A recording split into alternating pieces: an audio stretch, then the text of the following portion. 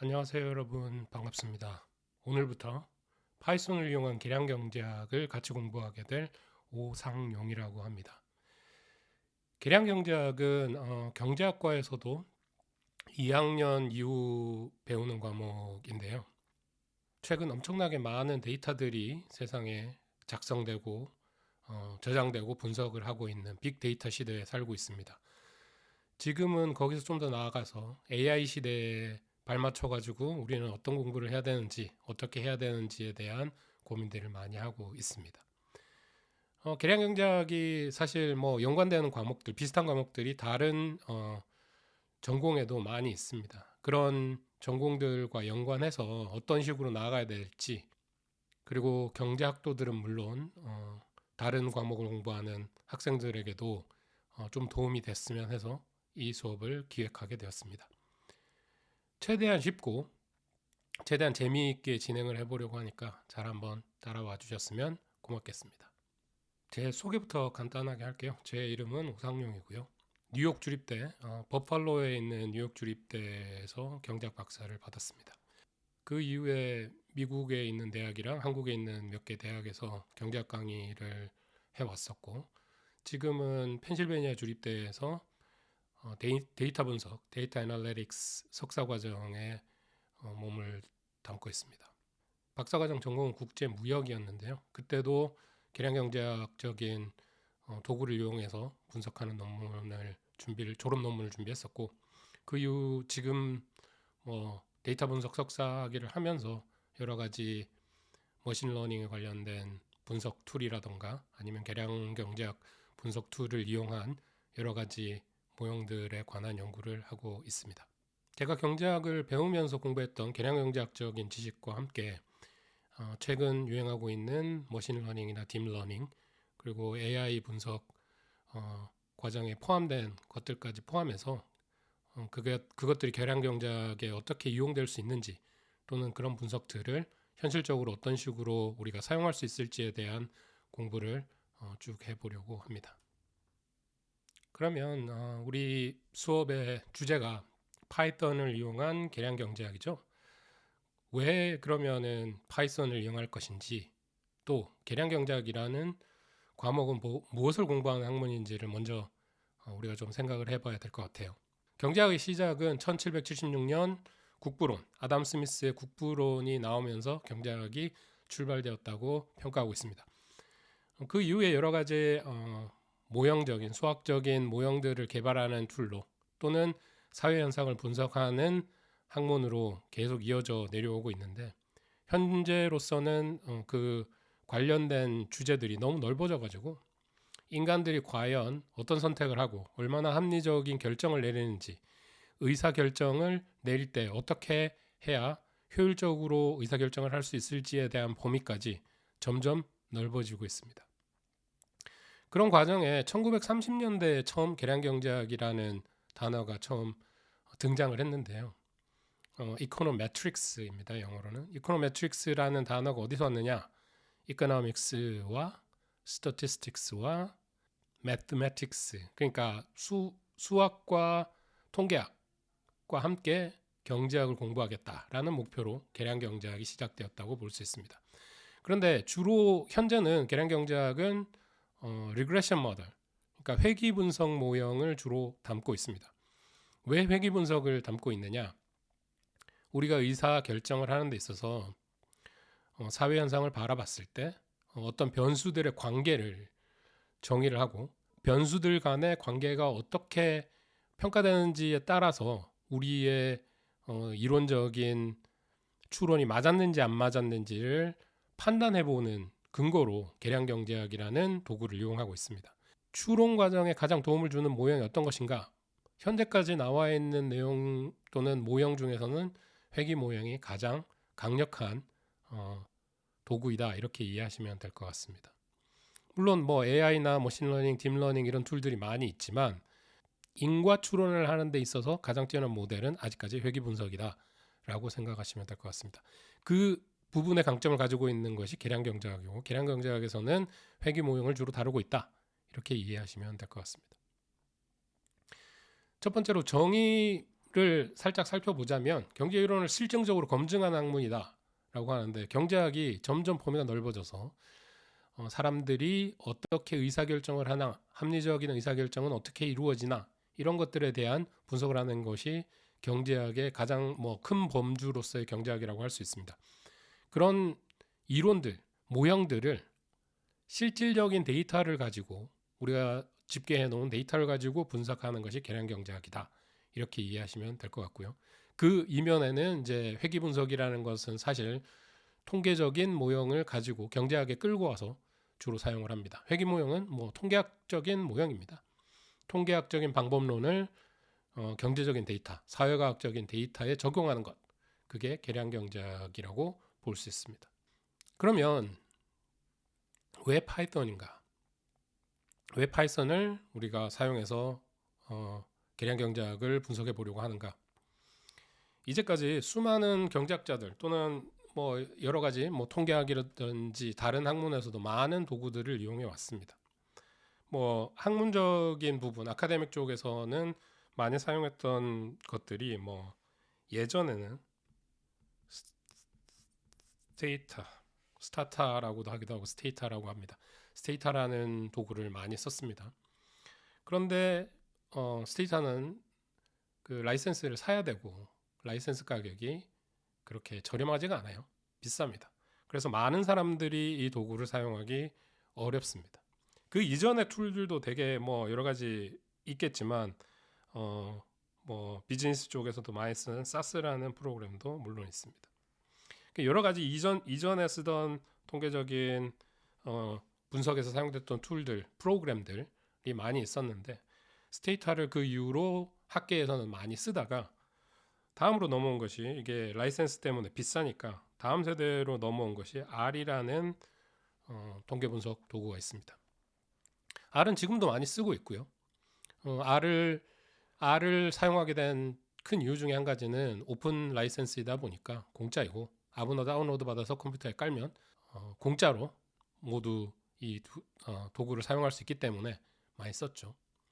그런데 이제 R도 마찬가지지만 라이브러리가 있습니다. 도서관 같이 먼저 어떤 사람들이 짜놓은 함수들 또는 여러 가지 통계적인 어떤 방정식들을 모아놓은 것, 그걸 라이브러리라고 말할 수 있겠는데요.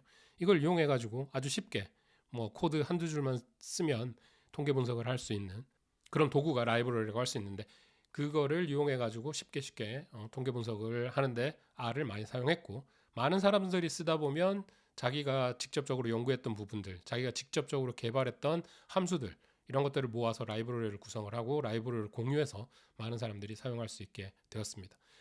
그런데 R이 상대적으로 파이썬에 비해서는 머신러닝이나 딥러닝, AI 에이전트 이런 부분들까지 계속 연장해서 사용하게 되면 R은 그만큼 개발이 되어 있지 않습니다.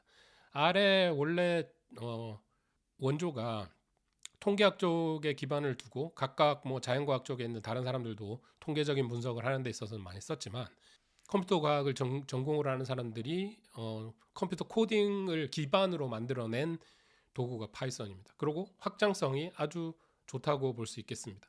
R은 주로 통계 분석하는 데만 주로 사용되어진다면, 파이썬은 프로그램을 개발한다거나 앱 개발을 한다거나 서버를 구축한다거나 이런 여러 가지 다방면에 사용되고 있고, 그럼으로써 이제 전문가들이 많이 있고, 그 전문가들이 개발해 놓은 라이브러리들이 훨씬 더 풍부하게 있기 때문에 훨씬 더 확장성이 크다, 이렇게 보면 되겠습니다. 그래서 우리도 그 오픈소스의 장점을 살려서 파이썬을 이용해서 계량경제학을 공부하고 분석해 보려고 합니다. 자, 첫 번째로 우리가 파이썬을 사용하기 위해서는 도구를 셋업을 해야 됩니다. 여러 가지 환경들을 생성할 수 있고, 다양한 컴퓨터의 지식에 기반해서 다양한 방식으로 우리가 쓸 수 있습니다. 제일 먼저 쉽게 또는 조금 시간을 투자해서 한다면 자기 컴퓨터에다가 설치해가지고 파이썬을 사용하는 방법이 있겠습니다. 그러면 이제 우리 오퍼레이팅 시스템도 여러 가지가 있죠.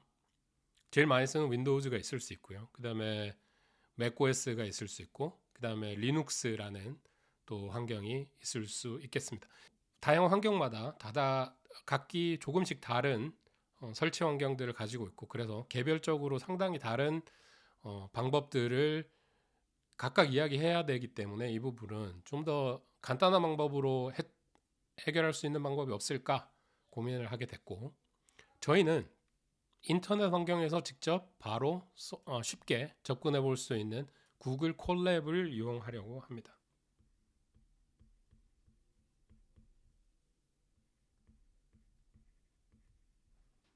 그럼에도 불구하고 간단하게 설명을 해보자면, 뭐 파이썬 제대로 실습을 해보기 위해서는 3.8 이상을 인스톨을 해야 되고요.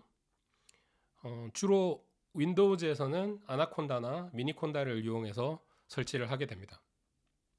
그런데 이제 파이썬의 원래 환경이, 아니면 파이썬의 원래 목적이 개발을 하는 데 있기 때문에, 컴퓨터 프로그램을 만드는 데 있기 때문에 좀 코딩하는 거에 대해서 좀 익숙해야 되고, 그 다음에 컴파일하는 과정에 커맨드 라인, 그러니까 터미널을 이용해야 되는 경우가 많습니다. 그래서 그런 부분을 좀 더 직접적으로 비주얼적으로 확인할 수 있는 방법이 뭐가 있을까 해서 그 이후에 개발된 것이 주피터 노트북 또는 주피터 랩입니다. 이 주피터 랩이 우리가 쓰려고 하는 구글 콜랩의 환경과 상당히 비슷한 환경이 되겠고요. 만약에 자신이 조금 컴퓨터를 잘 안다 그래서 파이썬을 자신의 컴퓨터에다 깔았다, 그러면 주피터 노트북 환경까지 구축을 해가지고 쓰면 직접적으로 바로바로 데이터를 찍어보고, 그 다음에 그래프도 그려보고, 거기 그 결과에 따라서 코딩을 바꿔가면서 직접, 그러니까 확인하면서 바로바로 진행할 수 있는 그런 환경이 잘 되어 있습니다. 물론 이런 장점이 있으면 단점이 있는데, 속도가 아무래도 이제 복잡한 데이터 또는 큰 데이터를 사용하다 보면 아무래도 연산하는데 시간이 걸리겠죠. 그 시간에 대한 손해를 좀 볼 수밖에 없습니다. 근데 우리가 쓰는 지금 데이터, 우리가 공부하는 데이터들은 아주 상대적으로 가벼운 것들이기 때문에 주피터 노트북이나 콜랩으로 충분히 해결이 가능하다. 어떤 부분에 있어서는 자신의 컴퓨터의 그 사양이 좀 떨어진다고 하면 구글 콜랩이 더 빠른 연산 능력을 보여주기도 합니다. 그래서 설치 방법 한번 보시면 아나콘다 들어가 가지고 다운로드 받아서 설치하면 되고요. 그 다음에 이제 터미널에 들어가서 가상 환경을 또 생성해 줘야 되는 경우도 있고, 이래서 그런 기본적인 명령어나 아니면 어떤 식으로 설치하는가에 대해서는 실질적인 명령어를 예시로 적어 놨습니다. 조금 전에 제가 소개드렸던 라이브러리가 있죠. 그러니까 다른 사람들이 작성해 놓은 함수나 아니면 도구들을 모아 놓은 그 라이브러리가 있는데, 어떤 라이브러리들을 우리가 주로 사용하게 될지 그냥 몇 개 소개해 보려고 합니다. 첫 번째 소개할 거는 numpy입니다. numpy는 수치 계산을, 산수, 수학은 넘버에서 왔죠. numpy는 수치 계산의 기본, 배열, 연산, 뭐 선형대수, 매트릭스 알제브라라고 하는 것들, 그런 것들을 아주 편하게 할 수 있게 모아놓은 도구라고 보시면 되겠습니다. 그래서 이제 뭐 명령어 간단하게 보면 import numpy as np. 그래서 이제 np라는 이름으로 numpy라는 라이브러리를 갖고 와라. 그래서 우리는 np로 줄여서 쓰겠다. 그래서 그냥 import numpy 해도 되지만, import numpy 하면 numpy 모든 그 numpy를 항상 함수를 쓸 때 다 적어줘야 되기 때문에 줄여가지고 나는 이제부터 np라고 부르겠다, 그런 내용으로 이해하시면 되고요.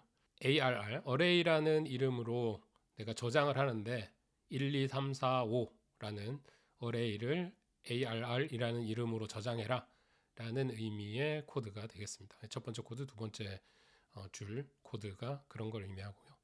다음은 데이터 조작 분석하는데 많이 쓰는 펜다스라는 라이브러리입니다. 그래서 뭐 R에서도 데이터 프레임으로 저장을 해서, R에서도 이전에 소개드렸던 다른 패키지 R에서도 쓰지만, 파이썬에서도 펜다스를 이용해서 데이터 프레임 구조로 데이터를 처리하는 그런 라이브러리가 되겠습니다. 이것도 마찬가지로 import pandas as PD라고 나는 부르겠다. 주로 PD라고 이렇게 요거는 모든 사람들이 거의 이렇게 정형화되게 사용하고 있습니다. 데이터 프레임의 이름을 df라고 하고, df pd read csv 파일을 읽어가지고 df에다가 저장해라. 다음으로 몇 가지 소개시켜 드릴 라이브러리는 Stats Models라는 라이브러리입니다. 통계 모델링 전문 라이브러리, 회귀 분석, 시계열 분석 뭐 이런 것들 쓰고 있고요. statmodels.ap이라는 라이브러리에 가가지고 그거를 가지고 와서 쓰는데 나는 SM이라고 정의하겠다, SM이라고 부르겠다, 이렇게 코드가 예시를 들고 있고요.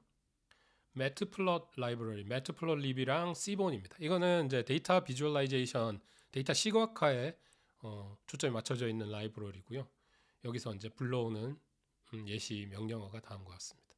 사이파이라는 게 다음 라이브러리인데 이제 과학 계산, 통계 함수 이런 것들 복잡한 함수들을 불러올 때 이런 걸 씁니다. 요거는 조금 다르긴 하지만 사이파이라는 데서 스태츠라는, 우리가 특히 이제 계량 경제학적인 모형을 쓸 때는 statistics 통계학의 모형을 쓰니까 스태츠를 임포트 해 오는 것을 사이파이 라이브러리에서 불러오라라는 예시 명령이 되겠습니다.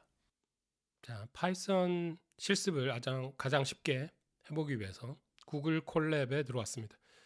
그냥 구글에 들어가셔서 구글 콜랩 치셔서 엔터를 하시면 이런 화면을 만나시게 될 겁니다. 그러면 이제 첫 번째로 나온 서치 화면에 있는 것을 실행을 클릭을 한번 해볼게요.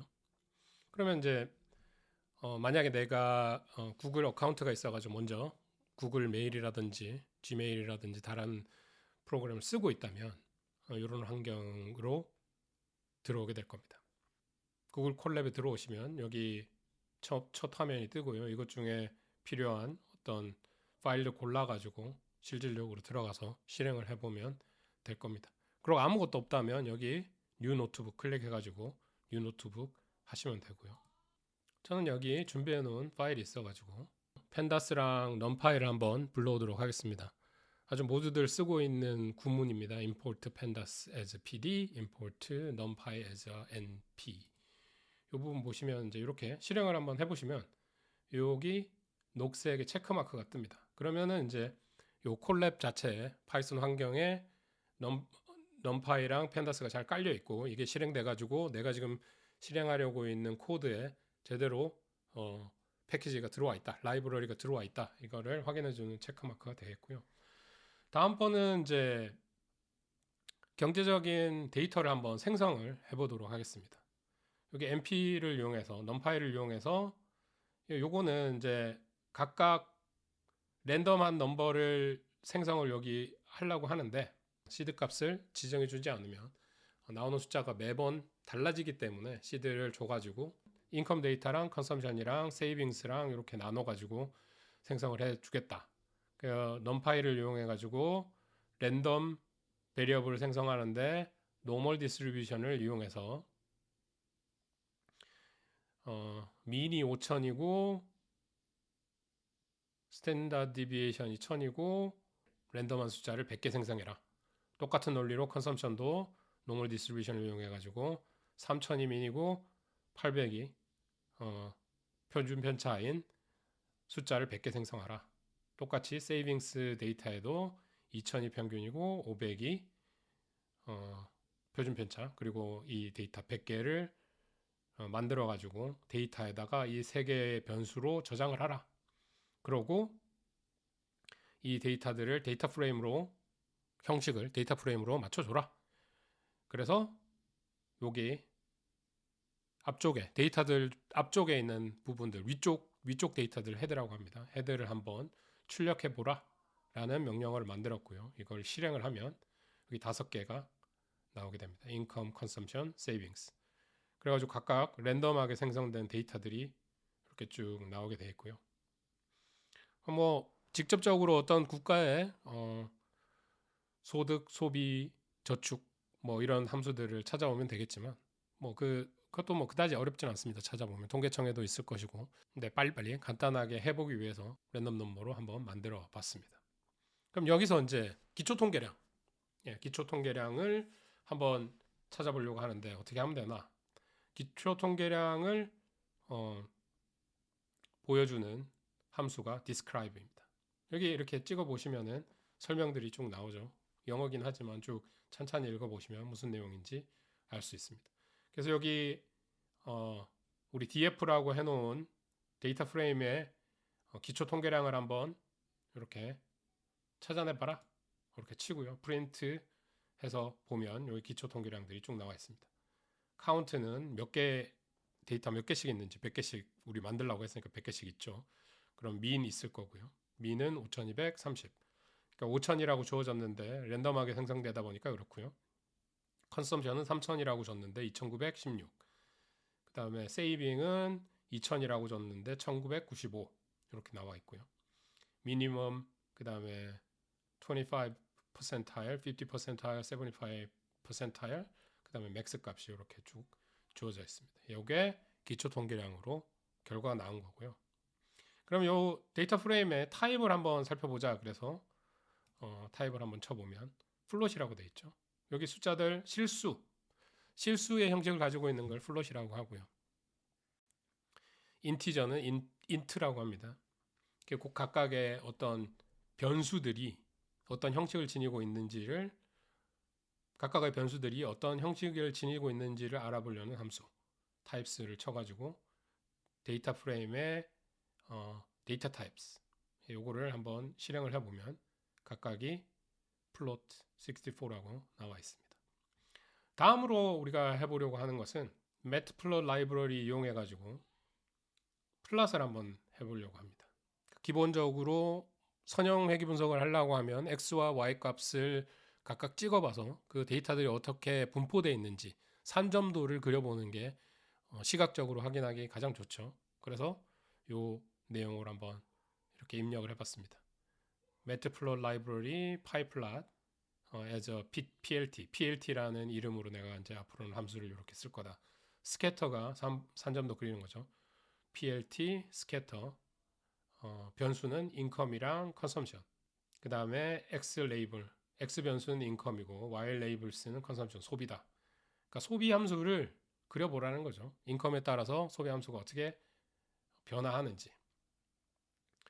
그래서 이제 타이틀은 income 대 consumption이라고 돼 있고 plt show로 마지막에 이제 어떻게 보여지는지 줬고요. 이렇게 그려지게 됩니다.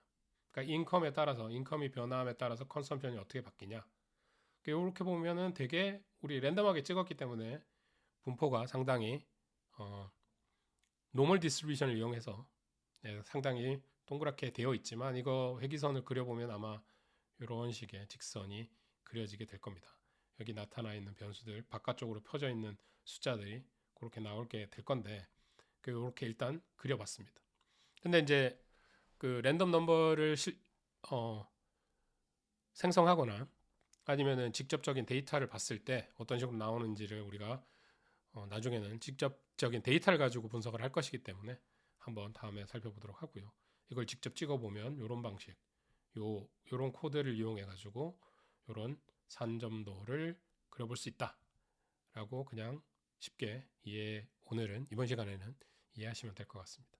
마지막으로 한번 해볼 거는 스텝 모델즈 이용해 가지고 회귀 분석을 한번 해보고 그 결과치를 한번 보려고 합니다. 그래서 라이브러리 스텝 모델즈 이용해 가지고 우리 SM이라고 부르기로 한다. SM이라고 쓸 거다 앞으로. 그리고 X 변수는 income 소득이고요. Y 변수는 consumption입니다. 이렇게 지정을 했고요. 데이터 프레임 중에서 income이라는 변수에 있는 숫자들을 갖고 와서 X라는 이름으로 저장을 하고 X라는 변수에다 집어넣고 consumption 소비 변수 가지고 와서 Y라는 변수에다 집어넣습니다. 특히 변수 이름으로 직접 써도 되지만 그냥 X, Y로 쉽게 쓸 수 있게 이렇게 이름을 바꿔줬고요. 그 다음에 여기에 추가적으로 회귀 분석에서 Y 절편을 우리가 회귀 분석할 때 회귀 모형에다가 집어넣기 위해서 여기 컨스턴트를 add를 해줬습니다. 그래서 stem models를 이용하는데 add constant x 변수 그러니까 독립 변수에다가 우리 y 절편을 집어넣어라.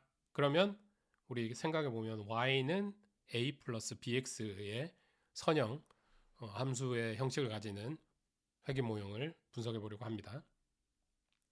Ordinary Least Square Regression Analysis인데 그러니까 가장 간단한 회귀 모형이 되겠습니다.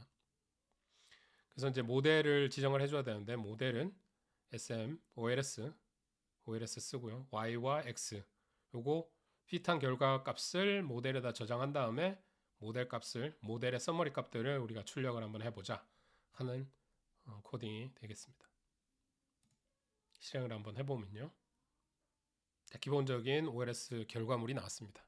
결과물이 상당히 뭐 만족스럽지 못합니다. R-스퀘어 값을 우리 주로 많이 보는데 R-스퀘어 값은 뭐냐면 X의 변동된 변화들이 Y의 변동값에다가 얼마나 설명력을 가지고 있느냐를 설명해주는 통계치가 되는데요. 보통 0과 1 사이의 값을 갖는데 둘 다 랜덤으로 생성을 하다 보니까 0이라는 값이 나왔습니다. 아주 뭐 불만족스러운 결과고요. 우리가 결국 경제학에서 보여주고 싶어 하는 거는 소비 함수를 추정하고 그 값들이 얼마나 의미 있느냐, 통계적으로 유의한가를 보고 싶어 하거든요. 그래서 내가 번 소득의 75%에서 80%, 뭐 75%에서 85% 정도를 소비를 한다. 그 값들을 장기적으로 우리가 한번 살펴보려고 하는데 실제 데이터에서 랜덤하게 생성된 데이터에서는 전혀 보여주지 못하고 있다라고 보시면 되겠습니다. 또 한 가지 살펴볼 것은 여기 코에피션트 이렇게 나와 있죠. 2908. 그 다음에 인컴은 0.0015. 요 값들이 이제 요게 y는 a 플러스 bx라면 요게 a 값이 되겠습니다. 그러니까 y 절편이 2908. 그 다음에 기울기가 0.0015인 요렇게 지나가는 직선, 요런 식으로 아주 평평한 직선이 되겠죠. 아주 평평한 직선이 추정되어 나왔다. 거기다가 이제 우리 유심히 보는 게 t 값인데 t 값은 7.765. 유의 수준은 여기 t 값은 7.765. t 값이 상당히 높게 나왔는데 이게 양임이 확실하다라는 얘기가 되겠습니다. 2908이 통계적으로 유의한 결과치다라는 거고요. 여기 t값, 그러니까 그 기울기의 t값은 거의 0에 가깝게 나왔죠. 결과가 다시 말해주지만 정규 분포로 랜덤하게 생성된 데이터에서 수요 함수가 유의한 수준으로 도출되는 결과를 우리가 얻지 못했다라는 결론에 도달할 수 있습니다. 요거는 전부 이제 직접적으로 한 것이 아니라 그냥 우리 실습해 보기 위해서 임의로 생성된 데이터를 이용을 했기 때문에 이런 결과가 만족스럽지 못한 결과가 나왔지만 앞으로는 실질적인 데이터를 사용하면 더 현실적이고 설명 가능한 여러 가지 모형들을 살펴볼 수 있지 않을까 합니다. 이번 시간에는 우리 간략한 계량 경제학에 대한 소개와 파이썬을 왜 이용해서 계량 경제학을 분석하려고 하는가, 파이썬의 장점들에 대해서 간단하게 살펴봤고요. 실습으로 데이터 분석, 회귀 분석 실습 첫 걸음을 한번 해봤습니다. 구글 콜랩을 이용해 봤고요. 다음 단계에서는 경제 데이터의 구조와 어떤 식으로 분석할지에 대한 기본적인 방법들을 한번 살펴보려고 합니다. 세부적으로는 실제 데이터 EDA 기법을 한번 살펴보고 데이터 전처리는 어떻게 하는지 한번 살펴보도록 하겠습니다. 이번 시간 내용들이 어땠는지 궁금합니다. 그런데 이제 이번 수업을 듣고 강의를 같이 한번 공부를 해보고 나서 난 조금 더 한번 내 스스로 뭔가를 해보고 싶다 하시는 분들을 위해서 실습 과제를 예시들을 몇 가지 준비해 봤는데 기본 분석 우리 지금 구글 콜앱에서 살펴봤던 것 중에 이제 그런 샘플 데이터 아니면 자기가 직접 데이터를 생성해도 되겠죠. 제공된 샘플 데이터로 기초 통계량을 한번 계산해 보는 겁니다. 그리고 간단한 산점도를 한번 직접 그려보는 거고 그리고 그 기본적인 제공된 데이터 또는 개별적으로 생성한 데이터를 통해서 소득과 저축의 관계도를 회귀 분석을 한번 해보는 겁니다. 오늘 간략하게 맛봤던 코딩을 바탕으로 이런 세 가지 작업들을 스스로 한번 찾아서 직접 해보시기를 당부드립니다. 다른 부분으로는 이제 우리가 장기적으로는 경제 데이터를 분석하게 되는 거니까 어떤 경제적 데이터가 있는지 한번 스스로 고민해 보시고 또 자신이 가지고 있는 경제 데이터가 있다면 어떤 식으로 분석하는 게 좋을지 한번 생각해 보시고, 그 다음에 그거를 펜다스로 한번 불러와 가지고 head와 describe 이 함수를 이용해 가지고 기초적인 통계치들을 한번 생산을 하고, 거기에 대해서 어떤 시사점들이 있는지 한번 살펴보는 시간도 아주 중요한 부분이 될 것 같습니다. 이번 시간은 기초적인 공부 계획 이런 것들에 대해서 살펴보고, 기본적으로 계량경제학이 무엇인지에 대한 것들을 한번 고민해 봤고요. 다음 시간에 다시 찾아뵙도록 하겠습니다. 고맙습니다.